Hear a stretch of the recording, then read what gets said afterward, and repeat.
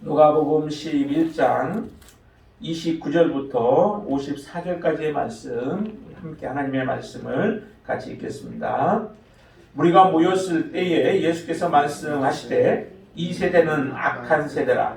표적을 구하되 요나의 표적밖에는 보일 표적이 없나니 요나가 니느웨 사람들에게 표적이 됨과 같이 인자도 이 세대에 그러하리라.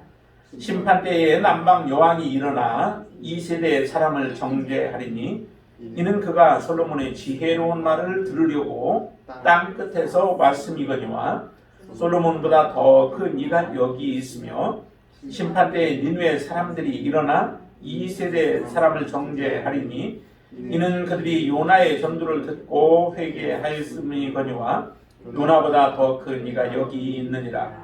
누구든지 등불을 켜서 속에나 말 아래에 두지 아니하고 등경 위에 두나니 이는 들어가는 자로 그 빛을 보게 하려 함이라. 내 몸의 등불은 눈이라. 내 눈이 성하면 온 몸이 밝을 것이요 만일 나쁘면 내 몸도 어두우리라. 그러므로 내 속에 있는 빛이 어두우지 않으냐는가 보라. 내 온 몸이 밝아 조금도 어두운 데가 없으면 등불의 빛이 너를 비출 때와 같이 온전히 밝으리라 하시니라. 예수께서 말씀하실 때에 한 바리새인이 자기와 함께 점심 잡수시기를 청함으로 들어가 앉으셨더니 잡수시기 전에 손 씻지 아니하심을 그 바리새인이 보고 이상히 여기는지라. 주께서 이르시되 너희 바리새인은 지금 잔과 대접의 겉은 깨끗이 하나 너희 속에는 탐욕과 악독이 가득하도다. 어리석은 자들아, 겉을 만드시니가 속도 만들지 아니하셨느냐. 그러나 그 안에 있는 것으로 구제하라. 그리하면 모든 것이 너희에게 깨끗하리라. 바 있을진저 너희 바리새인이여, 너희가 박하와 운향과 모든 채소의 11조는 드리되 공의와 하나님께 대한 사랑은 버리는도다. 그러나 이것도 행하고 저것도 버리지 말아야 할지니라. 바 있을진저 너희 바리새인이여, 너희가 회당의 높은 자리와 시장에서 문안받는 것을 기뻐하는도다. 바 있을진저 너희여, 너희는 평토장한 무덤 같아서 그 위를 밟는 사람이 알지 못하느니라. 한 율법 교사가 예수께 대답하여 이르되 선생님, 이렇게 말씀하시니 우리까지 모욕하심이니이다. 이르시되 화 있을진저 또 너희 율법 교사여, 지기 어려운 짐을 사람에게 지우고 너희는 한 손가락도 이 짐에 대지 않는도다. 화 있을진저 너희는 선지자들의 무덤을 만드는도다. 그들을 죽인 자도 너희 조상들이로다. 이와 같이 그들은 죽이고 너희는 무덤을 만드니 너희가 너희 조상의 행한 일에 증인이 되어 옳게 여기는도다. 그러므로 하나님의 지혜가 일렀을 때 내가 선지자와 사도들을 그들에게 보내리니 그 중에서 더러는 죽이며 또 박해하리라 하였느니라. 창세 이후로 흘린 모든 선지자의 피를 이 세대가 담당하되 곧 아벨의 피로부터 제단과 성전 사이에서 죽임을 당한 사가랴의 피까지 하리라. 내가 너희에게 이르노니 과연 이 세대가 담당하리라. 화 있을진저 너희 율법 교사여, 너희가 지식의 열쇠를 가져가서 너희도 들어가지 않고 또 들어가고자 하는 자도 막았느니라 하시니라. 거기서 나오실 때에 서기관과 바리새인들이 거색에 달려들어 여러 가지 일을 따져 묻고 그 입에서 나오는 말을 책잡고자 하여 노리고 있더라. 아멘. 예수님께서 많은 표적들을 보여주셨죠. 예수님이 행하신 이적과 같은 모든 것들은 다 표적입니다. 그 표적이라고 하는 것은 표적을 통하여서 사실 하나님의 나라에 대해서 확연하게 보여주는 거죠. 표적은 그런 역할을 하죠. 또 표적을 통하여서 예수님이 정말 메시아이신 것에 대해서 보여주는 그런 일들을 행하고요. 그렇기 때문에 표적은 사실은 굉장히 중요합니다. 표적을 통하여서 하나님 앞에 나오는 사람들도 있겠죠. 있지만은 그러나 표적은 또 다른 표적을 부르는 경우가 많습니다. 하나로 만족하지 못하는 거죠. 하나를 보여주면 또 다른 것을 요구하면서 또 요구하는 그런 경우가 많아요. 그래서 여기에도 보면은 앞에서 그 표적을 보여달라라고 하는 그런 말을 했었잖아요.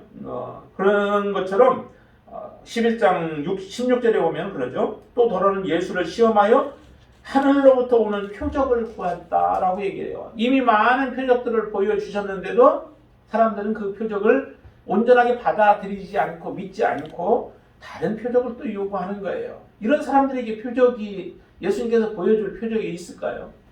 그런 사람들에게는 아무리 많은 표적을 보여주어도 사실 그 표적은 그들에게 의미가 없습니다.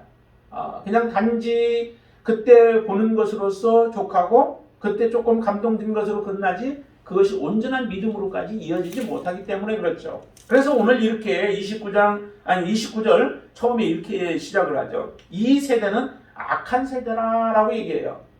예수님이 계실 때 그 당시에 사람들, 예수님을 만났던 사람들, 그 세대의 사람들을 두고서 이 세대는 악한 세대라고 얘기를 해요. 여러분들이 인정하시나요? 왜 악한 세대라고 말씀하시나? 그럼 지금 세대는 어떨까요? 우리가 지금 살아가고 있는 이 세대는 어떨까요? 악한 세대인가요? 아니면은 그렇지 않은가요? 살기 좋은 시대인데, 그렇죠? 얼마나 편해요. 모든 거 그냥 가만히 있고서도 움직일 수 있고 조종할 수 있고 누워서도 뭐 이것저것 다 할 수 있는데 참 살기 좋은 시대에 살고 있는데 오히려 주님이 말씀하시기는 이 세대는 악한 세대라고 말씀하시면서 표적을 요구했는데 그 표적을 여기 이렇게 말씀하시죠. 표적을 구하되 요나의 표적밖에는 보일 표적이 없다라고 얘기를 해요. 요나의 표적은 무엇인가요? 이미 요나의 표적은 여러분들이 많이 들어서 알고 있죠. 그 요나의 표적은 요나가 물고기 뱃속에 하나님의 명령, 하나님이 가서 니느웨에 가서 복음을 전하라라고 하셨던 명령을 불순종하여 순종하고 싶은 마음이 없었던 거죠. 니느웨 백성들이 회개하여서 돌아오는 것, 하나님의 은혜를 입는 것을 원치 아니하여서 하나님의 뜻을 무시해버린 거예요. 참 대단하죠. 사람이 하나님께서 말씀하시는데 그 말씀을 무시하고 도망가려고 그거 어떻게 해서든 하나님 뜻을 거슬려 보려고 하는 그 모습이 참 대단하지만은 그로 인하여서 요나가 겪는 것이 참으로 고통스러운 시간을 겪게 되어지죠. 3일 동안을 물고기 뱃속에 들어가요. 큰 물고기가 삼켜서 완전 동화와 같은 그런 얘기죠. 물고기 뱃속에서 3일 동안을 고생하다가 물고기가 다시 토해놓은 그 은혜를 입고 가서 이제 니느웨 성에 가서 복음을 전하게 되어지죠. 물고기의 뱃속에 들어가서 3일 동안은 있었던 것, 이것이 바로 예수 그리스도에 대한 메시아가 앞으로 당할 일에 대한 하나의 예표로 보여주는 것이죠. 그 예표가 먼저 하나가 있고, 근데 거기에서 다 끝나는 건 아니에요. 그래서 실제적으로 예수님은 그래서 우리 죄인들을 위하여, 우리를 살리기 위하여서 무덤에 죽으셨다가 십자가에 죽으셨다가 3일 동안 무덤에 들어갔다가 다시 부활하는 놀라운 사건을 이루어내시죠. 요나가 행했던 것과 똑같은 모습이에요. 단지 이제 요나는 불순종함으로 그렇게 됐지만은 예수님은 온전한 순종이죠. 온전한 순종으로 하나님의 뜻을 받들어서 이 땅에 왔고 이 땅에서 선을 행하고 사랑을 행하고 또 하나님의 나라를 증거하고 전하고 했는데 오히려 죽임을 당하는 십자가의 모욕적인 죽임을 당하고 그 다음에 땅에 들어가 묻혔다가 그것도 정말로 무덤에 묻혔다가 그리고 다시 살아나는 그런 역사가 이제 일어나죠. 놀라운 인류의 그 역사이죠. 그리고 이제 실제적으로 그 사건이 이제 부활의 사건인데 이와 같은 일이 그대로 일어났습니다. 일어났고 그리고 나서 예수님의 부활의 모습을 보면서 많은 사람들이 이제 또 새로운 믿음을 갖게 되어지죠. 정말 우리는 죽음으로 모든 것이 끝나는 것이 아니다라고 하는 믿음을 우리는 갖게 되어졌죠. 그 믿음을 가지고 제자들이 승리하는 그런 믿음의 삶을 살아갔던 모습들은 이제 우리에게 보여줍니다. 자, 이것이 바로 요나가 보여준 하나의 표적인데 단지 그것만을 이야기하는 것은 아닌 것 같아요. 여기에서 보시면 이렇게 얘기를 하죠. 니느웨 사람들에게 표적이 됨과 같이 인자도 이 세대에 그리하리라라고 얘기를 하죠. 요나가 니느웨 사람들에게 무슨 표적일까? 요나가 물고기 뱃속에 있었다라고 하는 것을 니느웨 사람들에게 얘기한 것도 아니고 니느웨 사람들에게 실제적인 표적은 요나가 가서 3일길에 해당되는 거리를 하루 정도 다니면서 외친 거예요. 그 외침도 뭐냐면은 40일이 지나면 이 성이 멸망하리라 라고 하는 거예요. 41일 후에는 이 성이 멸망할 것이다 라고 하는 그런 말만 성의를 가지고 한 것이 아니라 하나님이 하시라고 하니까 마지 못하여서 그냥 순종한 거예요. 근데 그 요나의 그 불성실한 어떤 그 순종, 복음 전도를 통하여 니느웨 성에 있었던 사람들이 회개의 역사가 일어나는데 이건 정말 전무후무한 회개의 역사가 일어나요. 하나님의 놀라운 정말 은혜죠.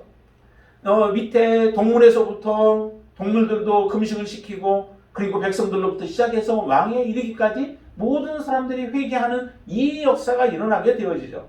그러니까 요나가 이 니느웨 사람들에게 표적이 되었다라고 하는 것은 바로 이 전도를 통하여서 니느웨 성이 완전히 변화되어진 그 모습을 얘기하는 거죠. 그러니까 물고기 뱃속에 들어갔던 그 기적도 하나의 표적이지만 또 하나의 표적은 무엇을 얘기하냐면 바로 요나의 전도를 통하여서 니느웨 성이 그 큰 성이 하나님께 돌아오는 놀라운 역사가 일어났다라고 하는 것이 그게 바로 우리들에게 보여주는 큰 표적이라는 거예요. 니느웨 사람들이 어떻게 이와 같은 놀라운 일이 일어나는지는 참 우리는 알 수 없어요. 정말로 요나가 물고기 뱃속에 들어갔다가 나왔으니까 얼마나 그의 모습이 참 초췌하겠어요. 그리고 이마도 많이 뻗어진 것 같은데요. 햇빛이 되니까 그냥 뜨거워가지고 죽겠다고 하나님 앞에 막 대드는 그 모습을 보면은 그런 요나가 가서 전했는데 그것도 한 사람 한 사람 붙잡고 1대1 전도를 한 것도 아니고 어떤 관계 전도를 한 것도 아닌데 요나가 그렇게 성의 없게 전했는데도 그 소리를 전도의 말씀을 듣고서 사람들이 변화되어진 것이 너희들에게는 이게 표적이다라고 얘기를 하는 거예요. 당시 사람들이 이 세대는 악한 세대라고 했는데 그 세대가 얼마나 악한가라고 하는 것을 단적으로 보여주는 거죠. 그 단적으로 보여주는 예를 거기에 두 가지 예로 이렇게 얘기를 합니다. 자, 31절 한번 보시죠. 31절에 보면 이렇게 얘기해요. 심판날에 남방 여왕이 일어나 이 세대 사람을 정죄하리니 이는 그가 솔로몬의 지혜로운 말을 들으려고 땅끝에서 왔음이거니와 솔로몬보다 더 큰 이가 여기 있다라고 말씀하시죠. 솔로몬이 참 지혜로운 사람이잖아요. 잠언을 3,000을 넘게 말하고 또 모든 그 식물들에 대해서 아주 그냥 박학다식한 그런 그분이 바로 이 솔로몬인데 솔로몬의 지혜를 듣고 싶어서 누가 오냐면 남방에서 거기 남방 여왕이 일어나서 듣기 위해서 왔다라고 얘기를 한 거죠. 멀리서부터 지혜를 듣고 솔로몬의 지혜를 듣고 싶어서 많은 예물을 가지고 와 솔로몬을 아련하는 거예요. 솔로몬의 지혜가 뭔데? 솔로몬의 지혜 사람들에게 참 많은 유익을 주기도 하죠. 그렇지만은 정말 주님에 비하면은 예수님의 말씀에 비하면은 솔로몬의 지혜는 아무것도 아니에요, 사실은. 그런데도 솔로몬의 지혜를 듣기 위하여 그 먼 거리를 마다하지 않고 그리고 예물을 다 갖춰가지고 그리고 많은 시간들을 투자하며 그러면서도 솔로몬의 지혜를 들으려고 찾아왔던 사람들의 그 삶에다 비추어 본다면은 그 세대, 예수님이 사셨던 그 세대의 사람들 지금 예수님의 말씀을 거부하고 있는 사람들의 그 모습이 얼마나 악한가라고 하는 것이 그대로 보여지죠. 정말 주님의 말씀은 더욱더 사모해야 되잖아요. 주님의 말씀은 더욱더 온전하게 받아들여야 하고 그런데도 사람들은 오히려 주님이 베푸는 그런 이적들, 솔로몬이 그런 이적을 베풀었나요? 이적도 안 베풀었어요. 단지 지혜로운 말만 했잖아요. 그런데도 솔로몬을 그렇게 사랑해서 그 말씀을 듣고자 해서 왔는데 예수님은 이적을 베풀어 가면서 하나님의 나라, 하늘의 나라, 하나님의 말씀을 그대로 다 전해주는데도 사람들은 움직여지지 않아요. 사람들은 변화하지 않습니다. 오히려 더 악한 모습들이죠. 표적을 보여주니까 더 표적을 보여달라고만 하고 표적의 진정한 가치를 믿지 않고 받아들이지 않냐는 그 모습이 얼마나 악한가라고 하는 것을 단적으로 보여줍니다. 자, 그런데 이 솔로몬의 그것뿐인가요? 자, 그 다음에 32절에 보면 이렇게 얘기해요. 심판 때에 니느웨 사람들이 일어나 이 세대 사람을 정죄할 것이다 라고 얘기를 해요. 그 사람들은 요나가 설명을 구구절절하지도 않았는데도 그 말에 의하여 자기들의 자신을 바라보며 하나님 앞에 배옷을 입고 그리고 금식하면서 하나님 앞에 자비와 긍휼을 구하며 하나님께로 나아갑니다. 이 니느웨 사람들이 악한 사람들이라고 해서 요나는 그들이 하나님의 은혜를 못 받기를 원했지만은, 그리고 하나님의 심판을 당하기를 원했던 니느웨 사람들이지만은, 그러나 니느웨 사람들이 오히려 그 마음이 더 부드러운 거예요. 그리고 온전한 마음을 가지고 있습니다. 하나님 앞에 엎드릴 수 있는 자들이었고 하나님의 자비를 구하는 사람들이었어요. 이거를 본다면은 정말 니느웨 사람들이 지금 예수님 당시의 시대의 사람들을 책망할 만하잖아요. 그들이 책망할 것이다 라고 얘기를 해요. 예수님의 말씀, 하나님의 온전한 말씀, 복음의 말씀을, 또 생명의 말씀을 전해주시는데 그 말씀을 받아들이지 아니하는 자들의 모습을 악한 자들이라 라고 얘기합니다. 그러면 지금 이 시대에 하나님의 말씀을 정말 사랑하고 이 솔로몬의 지혜로운 말씀을 사랑하듯이 그렇게 우리가 사랑하고 있는 거야. 참 그래도 여러분들은 이렇게 수요일날에도 이렇게 나오시잖아요. 수요일날 이렇게 나오시는데 주일날 한 번 드리고서 끝나는 경우도 우리가 많아요. 그리고 내가 할 것 하나님 앞에 다 했다라고 생각을 하잖아요. 더 언제 하면은 또 우리의 삶 속에서 늘 하나님과 동행하며 살아가는 삶을 살아가는 것, 그것이 이제 하나님께서 원하시는 우리의 삶의 모습이겠죠. 먼 거리도 마다하지 않고 이렇게 달려오는데 우리는 조금만 힘들고 조금만 피곤하고 조금만 뭐 하면은 자꾸 깔아주려고 하고 또 예배를 쉬려고 하는 그런 모습들이 우리 안에 있잖아요. 이런 것들도 하나님의 모습, 정말 악한 모습이죠. 하나님의 말씀이 얼마나 우리는 사랑스럽고 하나님의 말씀이 우리 마음을 움직이고 그 말씀을 사모하기에 우리가 달려나오는 여러분들의 발걸음이 정말 복된 거죠. 그런데 그렇지 않은 사람들이 많다는 거죠. 지금 이 시대는 더 악한 모습이겠죠. 그렇죠? 제가 몇 번 말씀드렸지만은 우리는 이미 더 예수님 때보다도 더 좋은 환경들을 가지고 있을 거예요. 예수님 당시에는 막 예수님을 대적하는 사람들이 있으니까 예수님께 나아가고 싶어도 눈치 보면서 못 나가는 사람들도 있었잖아요. 관음 같은 경우들도 보면은 예수님께 나오지 못하고 그 어두울 때 찾아가는 그런 모습들 보세요. 예수님이 지금 그 당시에 많은 이적들을 보여주고 하나님의 말씀을 전해주셨지만은 그 말씀이 온전히 모든 사람들에게 객관적으로 다 이해가 되지 못하기 때문에 그런 어려움 속에 있었던 사람들이 예수님을 바라볼 때에 조금 문제가 믿는데 어려움이 있을 수 있잖아요. 근데 지금 우리는 완전히 성경을 통하여서 그리고 그때 당시에 뿐만 아니라 그 이후의 믿음의 사람들의 모습들을 보면서 하나님은 우리에게 무엇을 약속해 주셨는지를 정확하게 알고 있잖아요. 이런 모든 것을 완벽한 모습으로 갖추어졌고 그리고 우리 안에서 성령께서 역사하여 주시는데도 우리가 주님 앞에 온전하게 믿음의 삶을 살지 못한다면 우리는 오히려 예수님 당시에 그 사람들이 또 우리를 책망하지 않을까 싶어요. 좋은 환경 속에 살고 있다라고 하는 것은 우리에게 어떻게 보면 더 큰 책임이 주어지기도 해요. 더 큰 하나님의 책망이 우리에게 올 수도 있다라고 하는 거죠. 여러분들은 정말로 이 솔로몬의 지혜를 듣기 위하여 달려갔던 사람들보다도 더 사모함으로 하나님 앞에 달려갈 수 있게 되기를 바랍니다. 니느웨 사람들이 요나의 전도를 듣고서도 회개했던 것보다 더 큰 감동과 또 은혜로 하나님께 여러분들이 나아가서 하나님과 늘 교제하며 살아가시는 귀한 삶을 사실 수 있게 되기를 바랍니다. 자, 그러면서 보면은 그 33절부터 36절까지의 말씀을 하는데 이 말씀이 왜 여기에 이렇게 기록이 되었을까? 여러분들 한번 혹시 생각해 보셨나요?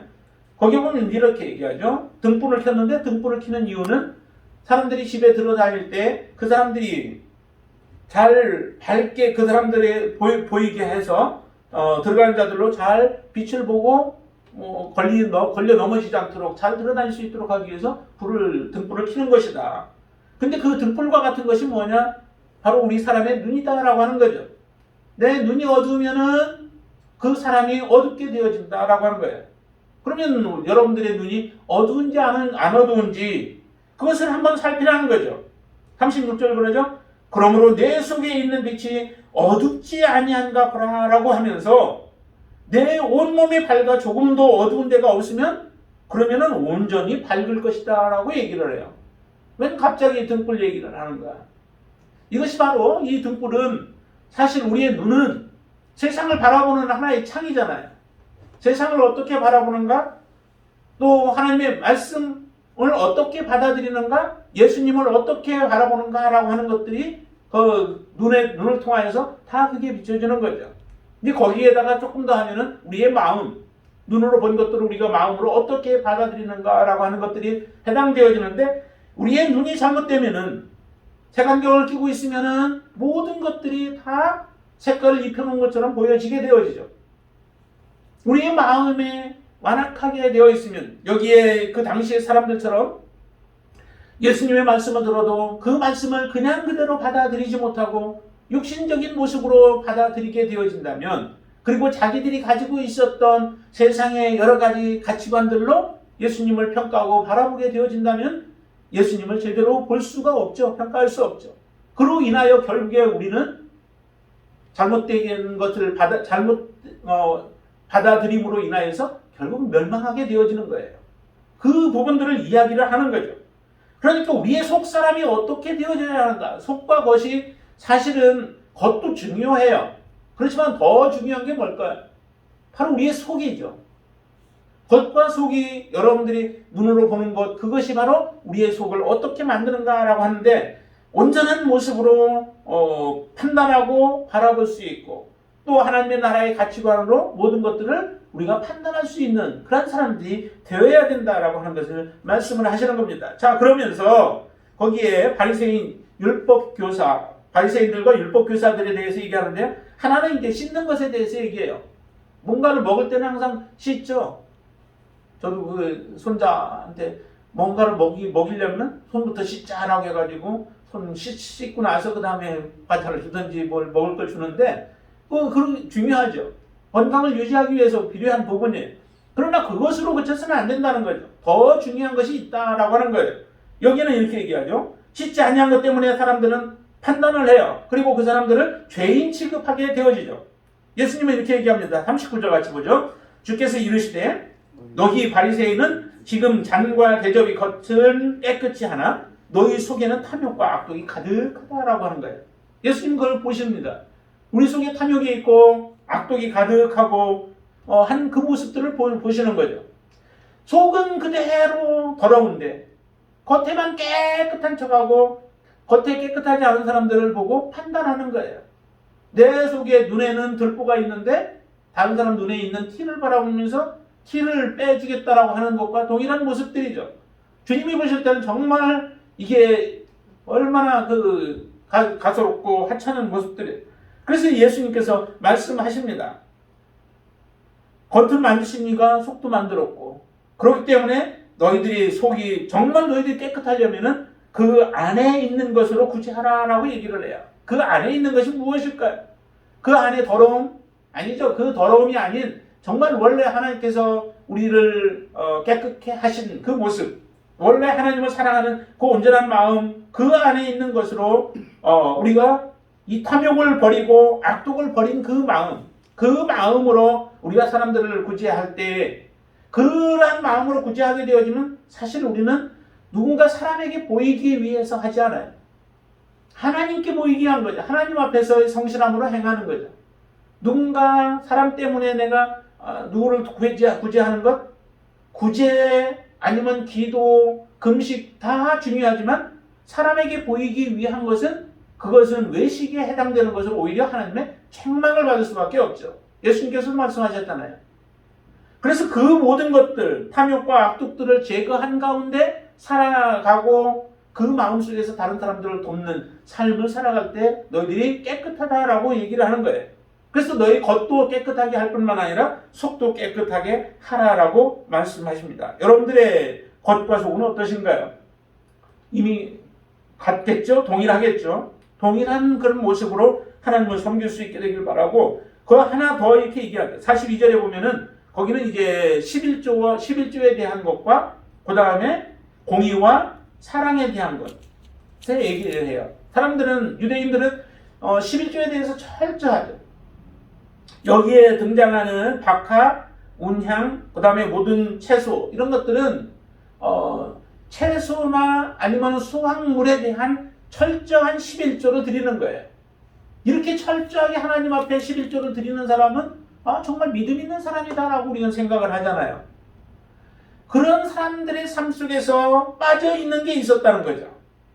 공의가 빠지고 하나님께 대한 사랑이 빠져 있다면은 그 11조는 진정한 11조가 되어질 수 없는 거죠. 11조는 하나님을 사랑하는 마음에서 우리가 드려지는 거예요. 하나님의 받은 은혜에 따라서 우리가 드려지는 것이 11조이죠.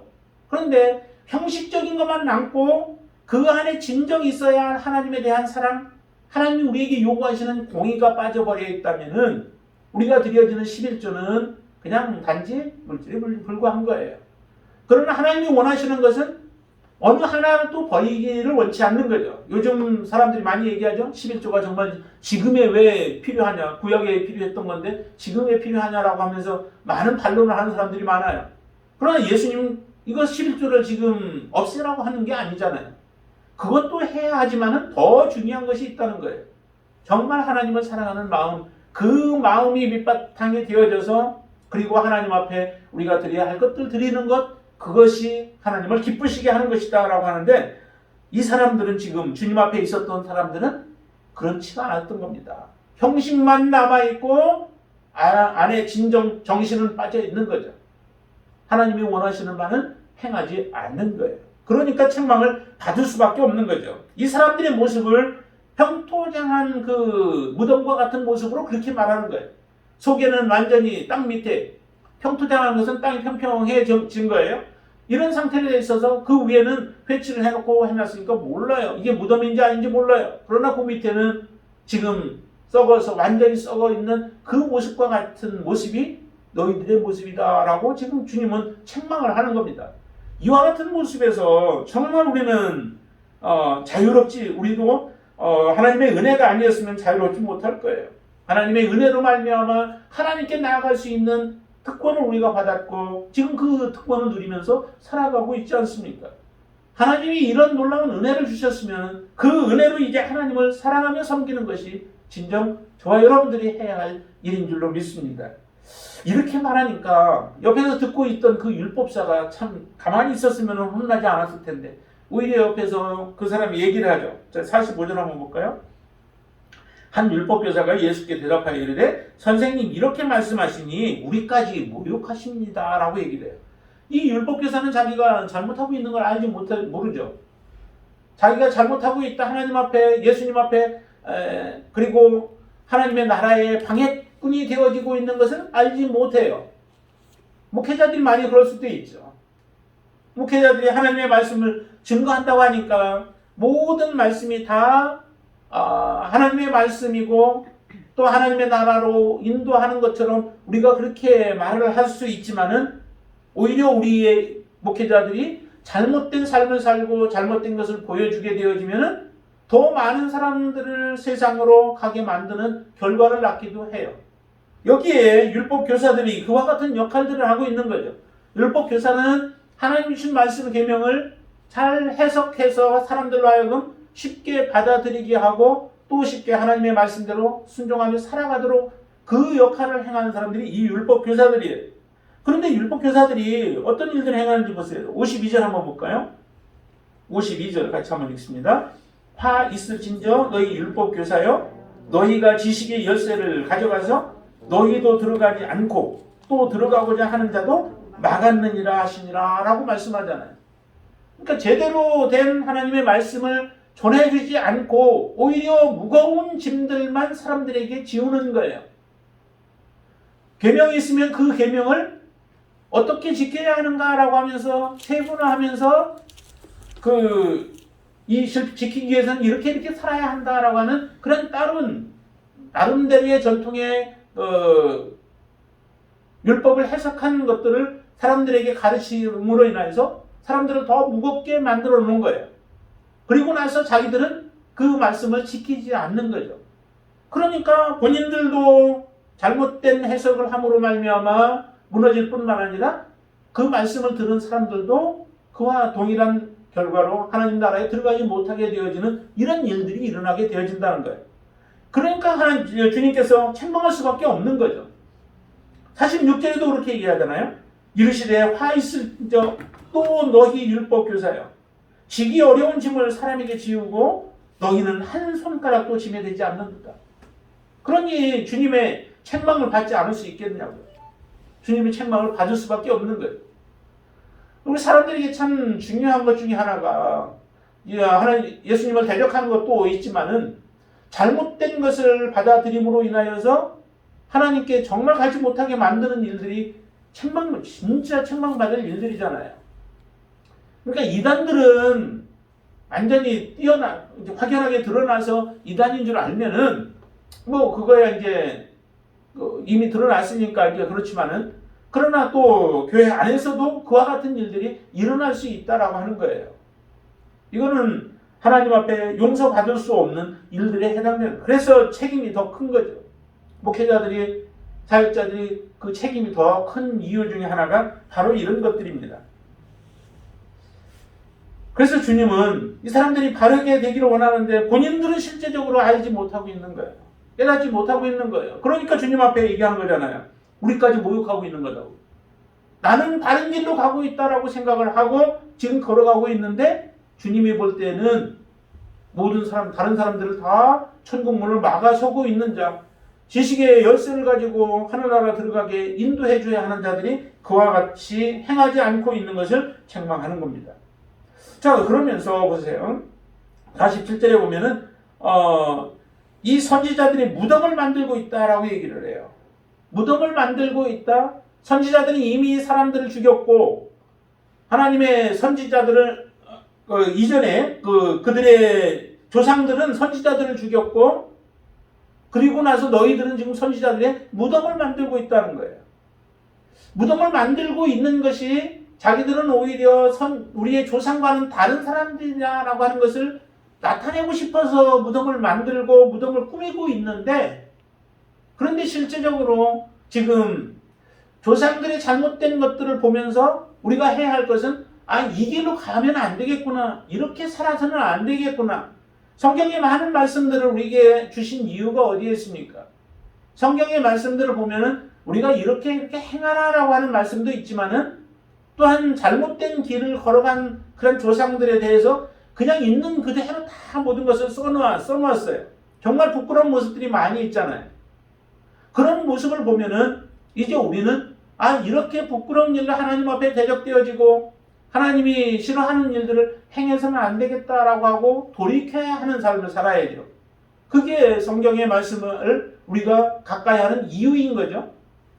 그런데도 오히려 조상들이 행했던 일들에 그들은 같이 합세하여서 무덤을 꾸미면서 함께 조상들과 똑같은 존재인 것을 지금 드러내고 있다라고 하는 것을 예수님 말씀하시는 거죠. 너희들이 정말 조상들과 다른 사람들이라고 하면 내가 하는 말, 메시아이신 예수 그리스도가 그리스도이신 주님께서 이 땅에 와서 하시는 말씀과 행하시는 일들을 보면서 회개하고 돌이켜서 주님께 나와야 하는데 사람들은 그러지 않는 거예요.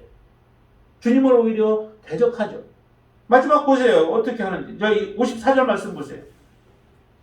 그 입에서 나오는 말을 책잡고자 하여 노리고 있더라라고 얘기하잖아요. 주님 앞에 나오는 이유가 어디에 있습니까? 여러분들이 예배를 드리러 나오는 이유가 어디에 있습니까? 하나님의 은혜에 더욱더 가까이 나아가고자 하는 거잖아요. 그렇죠? 목사가 무슨 말 하나 들어보자 뭐 하는 거 아니잖아요. 하나님의 은혜를 더 사모하여서 그 은혜에 가까이 나아가고 싶어서 찾아 나와서 우리가 예배를 드리는 것이고, 이 당시에도 사람들이 주님께 나온 이유가 그 이유여야 되죠. 그런데 이유가 바뀌었어요. 목적이 바뀌었어요.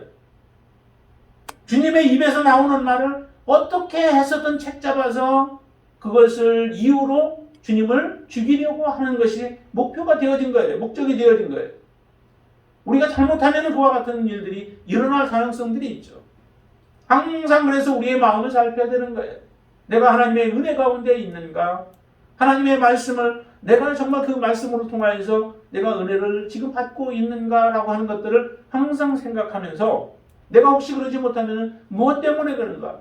나의 첫사랑이 어디서부터 식어가고 있는가라고 하는 것들을 항상 체크하면서 하나님 앞에 우리를 바르게 세워야 되죠. 그렇지 못하면 내가 아무리 잘난 것처럼 보여도 결과적으로 우리의 조상들과 똑같은 모습으로 지금 죄악을 범하며 하나님을 대적하고 하나님의 책망받을 자로 살아가고 있는, 죄를 점점 쌓아가고 있는 그런 자들이 되어질 수 있다라고 하는 것입니다. 그렇게 쌓아간 자들에 대해서 주님은 이렇게 말씀하시죠. 50절 말씀 보세요. 50절, 창세 이후로 흘린 모든 선지자의 피를 이 세대가 담당하되, 51절 같이 읽습니다. 곧 아벨의 피로부터 제단과 성전 사이에서 죽임을 당한 사게야의 피까지 하리라. 내가 너희에게 이르노니 과연 이 세대가 담당하리라 라고 말씀해요. 이 세대는 악한 세대, 그 악한 세대가 결과적으로 이와 같은 이전의 조상들의 죄뿐만 아니라 지금 하나님 앞에 대적하는 그 죄들까지도 담당하게 되어진다라고 하는 거예요. 그래서 실제적으로 예수님이 돌아가신 이후에 한 70년대쯤에 놀라운 그 핍박이 있었죠. 유대에. 그래서 성전이 파괴되어지는, 그 아름답게 만들어놨던 성전도 파괴가 되어지고, 그리고 그 당시에 많은 유대인들이 죽임을 당하게 되어지는 끔찍한 일들이 일어나게 되어져요. 우리가 지금 이 시대에, 우리는 악한 세대에 혹시 지금 우리가 살아간다 할지라도 모든 사람들이 다 심판받는 건 아니죠. 정말 가나안 땅을 그 여호수아와 또 갈렙 그 들어갈 때 여호수아를 통해서 주신 말씀들이 뭐예요? 가나안에 있는 모든 자들, 호흡이 있는 자들, 어린 아이든 노년에 이르든 상관없이 모든 사람들을 다 멸절하라라고 말씀하세요. 왜냐하면 그 땅이 악하기 때문에 그렇죠. 그런데 하나님께서 멸절하라고 한 그 땅에서도 살아남는 자들이 있다는 거예요. 모든 사람들이 다 멸망이 아니라 그 가운데도 하나님의 은혜를 입는 자가 있어요. 라합이 그러했고 기브온 족속들이 그러했고 그런 사람이 있다는 거죠. 지금 아무리 이 시대가 악한 세대라 할지라도 우리가 하나님을 사랑하고 하나님의 말씀을 사랑하고 말씀대로 순종하고 믿음으로 하나님 앞에 나아가게 되어진다면 이 세대 가운데서도 정말 하나님의 은혜를 입고 긍휼을 입고 그리고 마지막 하나님의 약속을 얻는 자들이 있습니다. 그게 바로 저와 여러분들이 되어줄 수 있기를 바랍니다. 여러분들의 마음을 정말 이 악한 자들처럼 그렇게 우리의 마음을 악한 것에 또 탐욕으로 채우지 말고 오직 하나님 안에서 그런 마음으로 하나님의 말씀을 받고 그 말씀들이 정말 그러한가 해서 우리가 상고하고 그리고 혹시 그 말씀이 우리를 책망하게 되어진다면 그 책망 앞에 우리가 무릎을 꿇고 하나님 앞에 우리가 기도하며 믿음으로 주님 앞에 다시 설 수 있게 되어지길 바랍니다. 그래서 이 주님의 말씀만 듣고서도 주님의 이 전도하시는 말씀만 듣고서도 그들이 온전히 회개하여 하나님 앞에 서듯이 우리의 삶도 그렇게 항상 하나님 앞에 말씀으로 우리 자신을 세우는 그런 귀한 축복의 삶을 사시게 되기를 주님의 이름으로 축원을 드립니다. 기도하겠습니다. 아버지 하나님, 악한 세대 가운데서도 정말 구원받는 자들이 일어난 것처럼 많은 사람들이 주님을 따르지만 그 가운데 특별히 하나님의 은혜를 입는 한 사람이 있듯이 하나님 우리가 그 한 사람 되어지기를 원합니다. 하나님 주님을 정말 사모함으로 주님 앞에 나와 이 시간도 예배하고 주님의 말씀을 우리의 가슴에 새겨놓습니다. 그 말씀이 무럭무럭 자라서 우리가 온전히 하나님이 원하시고 기뻐하시는 아름다운 열매를 맺어갈 수 있도록 역사하여 주시옵소서.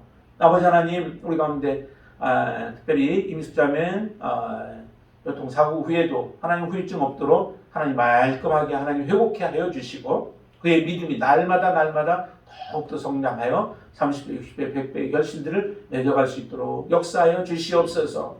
우리 소연아 자매 하나님께서 기도하는 그 기도의 제목들이 있습니다. 영혼을 위하여 구원받기를 위하여 간절히 간구하는 아버지 하나님 그 기도에 하나님 응답하여 주시어서 그의 입술을 통하여 올려진 모든 영혼들마다 주님 앞에 돌아오는 역사가 일어나게 하여 주시옵소서.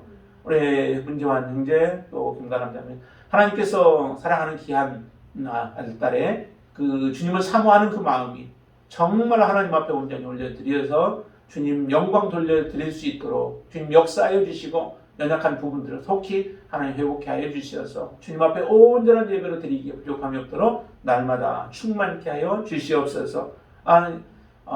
지금 이 자리에 나오지 못한 심령들도 주께서 그런 은혜를 베풀어 주시기를 간절히 바라고 원하며 예수님의 이름으로 간절히 기도드리옵나이다. 아멘.